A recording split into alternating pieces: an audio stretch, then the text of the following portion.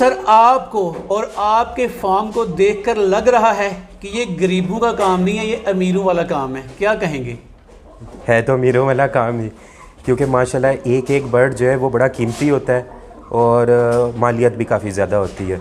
और ये जो शौक़ है ये बड़ा माशाल्लाह बेहतरीन शौक़ है।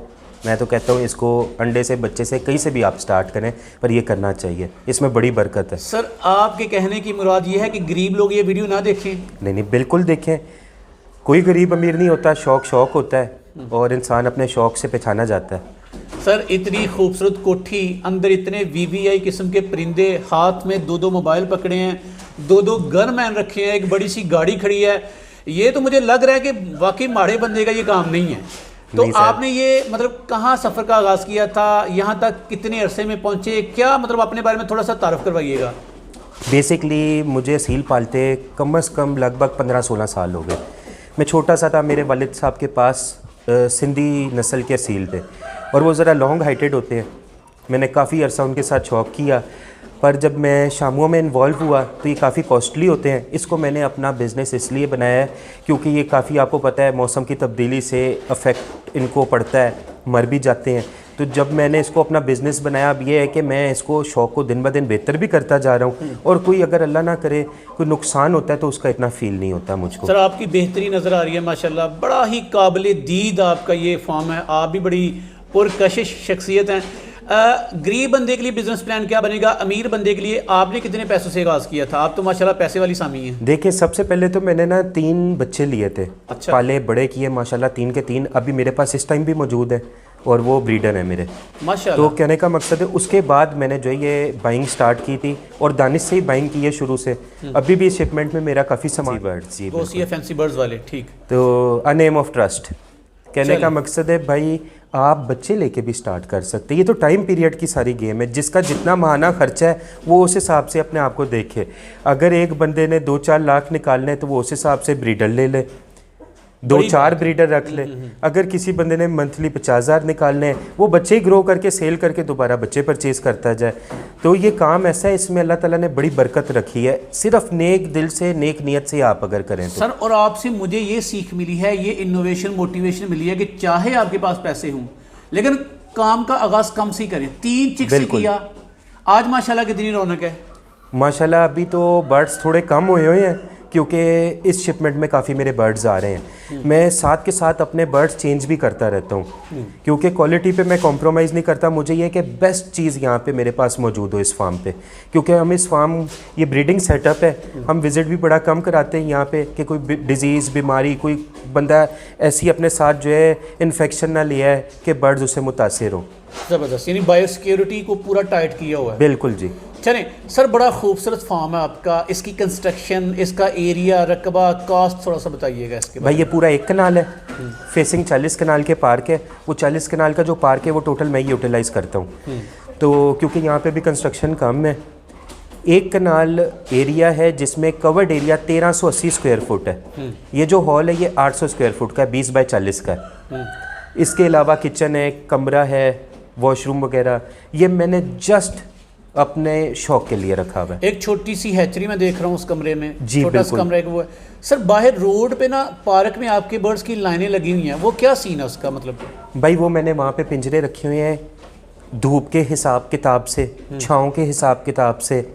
और एक पिंजरे में मैं कोई भी बर्ड 4-5 घंटे से ज़्यादा नहीं रहने देता क्योंकि 40 कनाल का कवर मेरे पास एरिया है बाहर पार्क जो है। तो मैंने पिंजरे ज़्यादा इसलिए रखे हुए हैं कि एक पिंजरे में 2 से 3 घंटे जब बर्ड रहता है वो काफ़ी बिठे कर देता है। तो वो चीज़ जहाँ पे भी बर्ड रहे, सफाई रहे। ये देखें आप, मतलब कि यहाँ पे सफाई होगी, कोई किसी की बिठ आपको नज़र नहीं आएगी। चलें सर के एक एक करके सारे बर्ड्स आपको दिखाते हैं आगे चल के। पहले सर बताइएगा, ये जो कंस्ट्रक्शन का बड़ा वीवीआई किस्म के प्रोटोकॉल्स हैं, बड़ा इन्वायरमेंट है, बड़ा मतलब देखते बंदा देखते ही रह जाता है, तो कितना खर्चा कर बैठे थे? भाई ये टोटल मेरा 47 लाख रुपया खर्चा हुआ है राउंड अबाउट। अगर आप 2200 पर स्क्वायर फुट के हिसाब से भी अगर देखें तो ये 800 स्क्वायर फुट का तो ये हॉल है। तो ये हॉल भी मुझे 17-18 लाख रुपए का कॉस्ट किया हुआ है। 47 लाख लगाए जी। मेरा प्लॉट नंबर भी 47 है, ऊपर भी 47 ही लगे। चले, कमा कितने लिए? अल्हम्दुलिल्लाह मेरा छोटा भाई है, गाड़ियों के सेल परचेज़ का काम करता है, डिटेलिंग स्टूडियो भी है उसका, वर्कशॉप भी है उसकी गाड़ियों की, और अब वो भी इस साइड पे उसका रुझान बढ़ता चला जा रहा है। मतलब वहाँ उस काम से ज़्यादा इस काम में मतलब जी, अट्रैक्शन इस काम में अल्लाह ताला ने बहुत बरकत रखी है। सिर्फ ये है कि आप से हर बंदा राज़ी हो, जो आपके पास कस्टमर आए आप किसी का दिल ना तोड़ें, दिल ना दुखाएं, क्योंकि लोग काफ़ी हसरत और उम्मीद लेके आते हैं। कोई कम दे रहा है, ज़्यादा दे रहा है, किसी को आप मुंह ना मोड़ें, जो वो दे रहा है आप उसको दे दें चीज़। वेरी नाइस यार। सर बताइएगा आपके काम करने का तरीक़ेकार क्या है, कैसे काम कर रहे हैं आप, मतलब आपका बिजनेस प्लान क्या है? बर्ड्स की ब्रीडिंग करवा रहे हैं, चिक सेल कर रहे हैं, एग सेल कर रहे हैं, ब्रीडर सेल कर रहे हैं, कैसे कर रहे हैं आप ये? मेन चीज़ तो मैं भाई ये ब्रीडिंग सेटअप है, बच्चे ही सेल करता हूँ। हाँ, जिस बर्ड से मैं उकता जाता हूँ या दिल भर जाता है वो फिर मैं 20-30-40 हज़ार लॉस पे भी बेच देता हूँ, क्योंकि मैंने अपने आप को अपग्रेड करना है। ये शौक़ मेरा है ही इसलिए कि मैं अपने आप को दिन ब दिन अपग्रेड करता जाऊँ। आप तो फिर हरजाई निकले। दानिश कहता है मैंने अपने जो मेरे बर्ड्स के साथ पहली मोहब्बत थी वो पहली मोहब्बत मैंने नहीं छोड़ी, आज भी वो बर्ड्स मेरी आंखों की ठंडक है, लेकिन आप तो बर्ड्स ही चेंज कर देते हैं। तो बस ये मोहब्बत का लेवल कैसा है? ये दिल ऐसा, ये कहीं रुकता नहीं है। बेहतर से बेहतरी की तलाश रहती है। जी बिल्कुल रहती है, बचपन से। अच्छा चलें सर, माशाल्लाह देख रहे हैं नीचे बड़ा चमके मार रहा है, आपका छत भी चमके मार रहा है, लेकिन क्या ये एनवायरनमेंट बर्ड्स के लिए शामों के लिए आइडियल है? बिल्कुल आइडियल है, क्योंकि यहाँ पे हम इनको थोड़ा टाइम ही सिर्फ बंद करते हैं। जैसे कि अब आगे धुंध आएगी, सर्दी आएगी ना, तो फिर हम अंदर एटमॉस्फेयर उस हिसाब से रखेंगे। अभी तो यहाँ पे अंदर जो है नीचे जो चावल का छिलका है वो भी डलने वाला है, वो मैंने नहीं अभी तक डलवाया, क्योंकि अब तक वो शेलर्स पे अवेलेबल नहीं है। ठीक, उसको तो कहती हैं। ठीक। तो सर आपके बर्ड्स की फिर दिन भर की रूटीन यहाँ पे क्या बनती है, शिफ्टिंग का टाइम वगैरह क्या क्या मतलब? मैं आपको बताता हूँ, यहाँ पे बर्ड सिर्फ और सिर्फ मगरिब से आधा घंटा पहले एंटर हो जाता है और सुबह फजर के 1 घंटे बाद बर्ड बाहर आ जाता है। अच्छा, सिर्फ यहाँ पे हम लिमिटेड टाइम के लिए रखते हैं कि अंदर कोई किसी किस्म की स्मेल ना हो, सफाई का ख़ास ख्याल करते हैं। एक बर्ड 24 घंटे जहाँ पे रहता है ना, वहाँ पे स्मेल होती है। यहाँ पे आपको कोई स्मेल नहीं आई होगी। अच्छा, मुझे तो खुशबू आ रही है, मुझे ये नहीं पता लग रहा कि खुशबू आपके बर्ड्स की है या आपने लगाई है एक महंगी सी खुशबू, मुझे ये नहीं समझ आ रही। खैर, तो सर कितने इतने बर्ड्स के लिए कितना टाइम दे रहे हैं? फुल टाइम कर रहे हैं, पार्ट टाइम कर रहे हैं आप? पिछले तकरीबन लगभग 40-45 डेज से रात को मैं यहीं पे रहता हूँ, जाता हूँ अपनी फैमिली से मिल लेता हूँ। मेरी रिहाइश इधर करीब ही है, लेक सिटी में। तो मैं यहाँ पे प्रॉपर टाइम दे रहा हूँ, जबकि मेरे पास काफ़ी मुलाजिम है। पहले मैं 7 से 8 घंटे यहाँ पे टाइम देता था, पर क्योंकि अब ब्रूडर्स पे नज़र रखनी पड़ती है, इनक्यूबेटर्स के टेम्परेचर पे, ह्यूमिडिटी पे, तो मोस्टली ज़्यादा टाइम मैं इधर ही देता हूँ। तो मतलब आप तो फुल टाइम तकरीबन कर रहे हैं? तकरीबन ऑलमोस्ट फुल टाइम ही यहाँ पे मैं दे रहा चलें हूँ। सर, शामों की दुनिया में, फैंसी चिकन फार्मिंग की दुनिया में लोग ब्राइट रोशन पहलू की तो बड़ी बड़ी बातें करते हैं। मैं इतनी कमाइयाँ कर ली, इतनी गाड़ियाँ ले ली जनाब, बड़े बड़े काम कर लिए। कोई तारीख पहलू बताएं, कोई ऐसी मुश्किलात बताएं, या इस कारोबार की कोई खामी जो आपकी नज़र में है? जी, मेरा ये पहला साल था, मुझको ये नहीं पता था कि ब्रीड जो है मई के बाद नहीं लेनी चाहिए। अच्छा, तो मैं ब्रीड चुप करके लेता रहा। बाद में जो एग्स रेशो निकला ना, वो 10 में से 7 अंडे फर्टाइल निकले। अच्छा। 3 ज़ाया हो जाए, मैं बड़ा डिसहार्ट हुआ। मैंने दानिश से पता किया, मैं कहा यार मेरा तो कभी एग अनफर्टाइल नहीं निकला।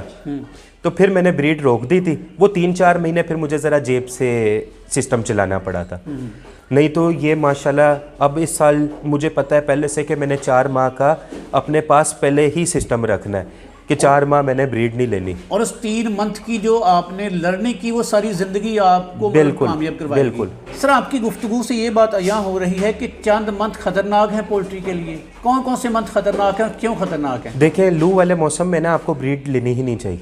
अच्छा, आपको सेपरेट कर देना चाहिए, क्योंकि जितनी अच्छी आप उस टाइम इनकी देखभाल करेंगे, इनको मिनरल्स देंगे, विटामिन्स देंगे, इलेक्ट्रोलाइट्स देंगे, उतना ही अच्छा आपका बाद में सीज़न लगेगा। इनका ख़ास ख्याल करना चाहिए, ठंडी ग़िज़ाएँ देनी चाहिए, बाजरा गीला करके दें, खुश करके आप इनको। सर क्या तरीक़ेकार है, क्या तजर्बा आपका कहेगा, आज़ादाना काम करना बेहतर है कि आप किसी बड़े बंदे के साथ, एक बड़ी फर्म के साथ, एक बड़े फॉर्म के साथ अटैच हैं? आप एक ब्रांच के तौर पे काम कर रहे हैं गोसिया फैंसी बर्ड्स के साथ, तो क्या फ़ायदा है किसी के साथ अटैचमेंट का, या आज़ादाना काम करते तो क्या फ़ायदा हो सकता था? देखिए, मैं खुद से काम करता तो मेरे लिए शुरू में बड़ा मुश्किल हो जाता बच्चे बेचना, ये जो चिक्स वगैरह होते हैं। ठीक। अब क्योंकि मैं दानिश के साथ इन्वॉल्व हूँ, उसकी ब्रांच मैंने ली है, फ्रेंचाइज़ है, ये ब्रांच 2 है, वो तो शामों की दुनिया में बड़ा ताकतवर बंदा है माशाल्लाह, उसकी तो वर्थ और नाम बड़ा, पूरे पाकिस्तान के सारे लोग तकरीबन शामो लवर उसको जानते हैं। बिल्कुल। तो बड़े के साथ अटैचमेंट का ये फ़ायदा कि शुरू में मार्केटिंग का इशू नहीं बनता, कोई किसी किस्म का नहीं, बल्कि यहाँ तक कि मेरे पास 2-2 3-3 माह की बुकिंग्स रहती हैं। जो माल मेरी आज अंडा मादी दे रही है, वो समझें कि मैंने महीने बाद डिलीवर करना है और उसकी बुकिंग 2 माह पहले से हुई है। ज़बरदस्त। और ये काम करने की एक स्ट्रेटजी है कि अगर आप शुरू में नाड़ी हैं, आपका तजर्बा ज़्यादा नहीं, वैक्सीनेशन है, मेडिकेशंस हैं और सारे प्रोटोकॉल्स हैं, नहीं पता तो किसी सीनियर के साथ जुड़ जाएं, उसके साथ एज अ ब्रांच काम करें, तो आहिस्ता आहिस्ता आप लर्निंग कर लेंगे, आप अपनी ब्रांचें बाद में बना लीजिएगा। अब फॉर एन एग्जांपल मेरे डेली के 5 चिक्स निकल रहे हैं, तो 5 के 5 पहले सेल हुए हुए हैं माशाल्लाह। ये काम मैं खुद से, मुझे इस काम तक पहुंचते मार्केटिंग करते करते 2-3 साल लग जाते।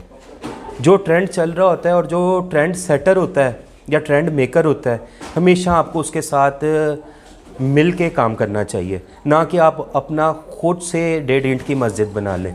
आपके इंटरव्यू से मुझे 3 चीज़ें मिली हैं। नंबर 1, काम करें तो खूबसूरत अंदाज में, बिल्कुल प्रोटोकॉल्स के साथ, बिल्कुल खुल के काम करें, खुल के काम करें और खूबसूरती पे कॉम्प्रोमाइज़ ना करें, बिल्कुल ना अगर करें। महबूब चेंज करना पड़े तो महबूब चेंज कर लें, और अगर आप शुरू में थोड़े से नाड़ी हैं, तजर्बा नहीं है, तो किसी बड़े सीनियर फार्मर के साथ अटैच हो जाएं, बिल्कुल आप सिक्योर फील करेंगे।